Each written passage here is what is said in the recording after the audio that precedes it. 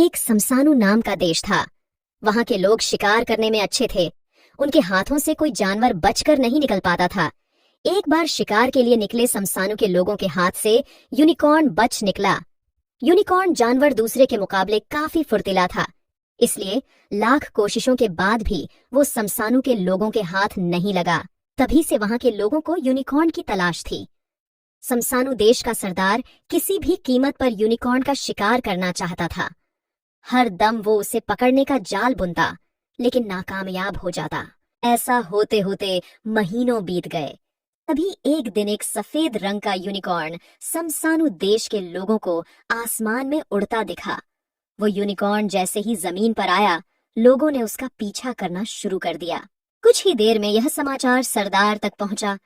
वो भी तेजी से अपने महल से यूनिकॉर्न को पकड़ने के लिए निकल गया। यूनिकॉर्न पास की ही एक नदी से पानी पी रहा था। जब लोगों को पता चला तो वो भी नदी के पास पहुंच गए। समसानु देश के सरदार भी वहां पहुंचे और सबको थोड़ी दूरी पर खड़े होने के लिए कहा।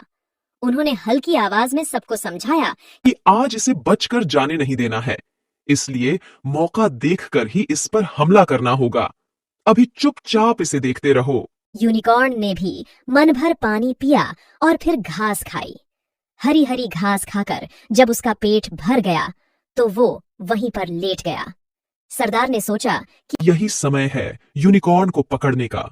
उसने लोगों को यूनिकॉर्न को पकड़ने का आदेश दिया। सब एक लंबी सी रस्सी लेकर आए और उसे यूनिकॉर्न के गले में डाल दी। फिर आगे और पीछे के पैरों में रस्सी फंसाकर उसे खींचने लगे।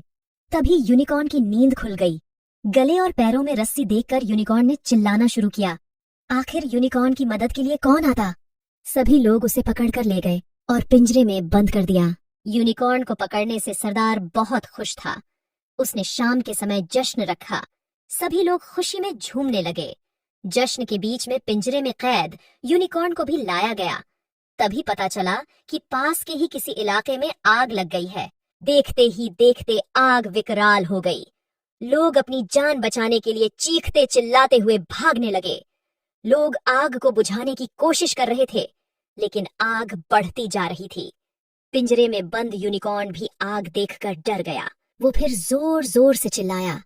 इस बार उसकी मदद के लिए एक लड़का सैम आया। उसने यूनिकॉर्न से कहा, तुम चिंता मत करो, मैं तुम्हारा पिंजरा खोल दूंगा। बहुत ताकत लगाने के बाद 5वीं बार में सैम पिंजरा खोलने में कामयाब हुआ। जैसे ही पिंजरा खुला, यूनिकॉर्न अपनी पीठ में सैम को बैठाकर आसमान में उड़ गया। सैम ने ऊपर से देखा तो आग बहुत भयानक लग रही थी। उसने यूनिकॉर्न से पूछा, क्या तुम हमारी मदद नहीं कर सकते हो? देखो, आग कितनी फैल रही है, लोग मर जाएंगे। सैम की बात सुनकर यूनिकॉर्न आसमान से जमीन की तरफ उतरा। उतरते ही उसने अपने मुंह से ठंडी हवा फेंकी और आग बुझा दी।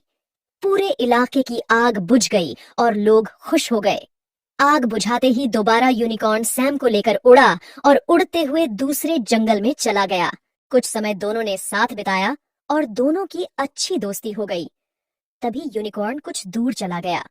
सैम को लगा कि अब यूनिकॉर्न वापस आसमान में उड़ने वाला है। उसने यूनिकॉर्न से पूछा, क्या तुम कभी वापस आओगे? सैम को इस सवाल का कोई जवाब नहीं मिला। यूनिकॉर्न कुछ देर रुका और आसमान में उड़ गया। सैम भी दुखी मन से अपने घर लौट आया। लोगों ने उससे यूनिकॉर्न और यूनिकॉर्न की सवारी के बारे में पूछा। सैम ने यूनिकॉर्न की खूब तारीफ की, लेकिन मन ही मन सैम दुखी था। सैम हर रोज उसी जंगल में यूनिकॉर्न से मिलने की उम्मीद में जाता रहा, लेकिन यूनिकॉर्न वहां वापस कभी नहीं आया।